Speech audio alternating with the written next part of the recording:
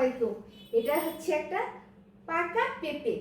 এই পেঁপেটা আমি কেটে জুস বানাবো। দেখেন, এখন আমি স্টার্ট করব কিভাবে এটা আমি কিউট কিউট করে কাটি।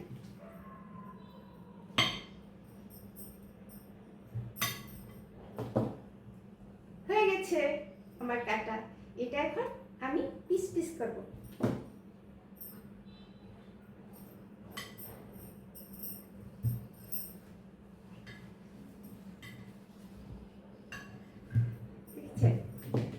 সুন্দর না? আমি কিউট কিউট করে কেটে নিয়েছি, দেখেছেন আমি কত চমৎকার করে কেটেছি। এইভাবে আপনারা কেটে জুস বানাবেন, ঠিক আছে?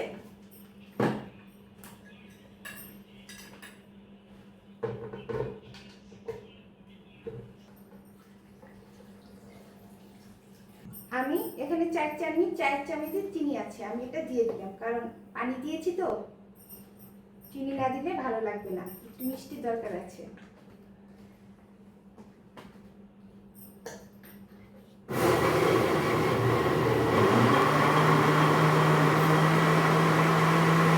হয়ে গেছে আমার পেঁপের জুস।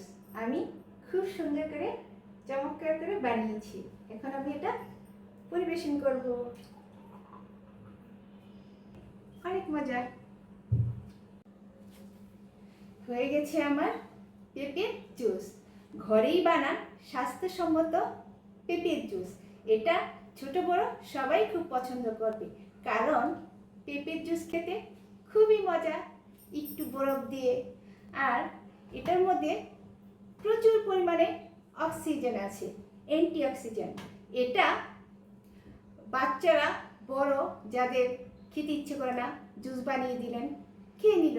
বয়স্করা দাঁত নেই, তারাও খেয়ে নিল। বাসায় আপনারা সবাই এভাবে জুস বানিয়ে খাবেন, ঠিক আছে? কারণ এটা মেহমানদের দিলেও খুশি হয়ে যাবে এরকম এক গ্লাস জুস, আর বাসায় যাকেই দিবেন সেই খুশি হয়ে যাবে। কারণ এই জুসটা খুবই মজা, খুবই ইজি বানাতে। এখন আমি এটা খাবো। এটার মধ্যে আয়রনও আছে, যাদের আয়রনের সমস্যা আছে এই পেঁপের জুস খাবেন। প্রচুর অক্সিজেন আর প্রচুর আয়রন আছে। আমি এখন টেস্ট করবো এটা কতটা মজা হয়েছে। বিসমিল্লাহ।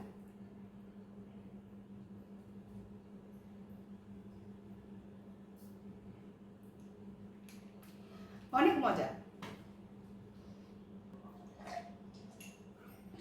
খেয়ে ফেলেছি।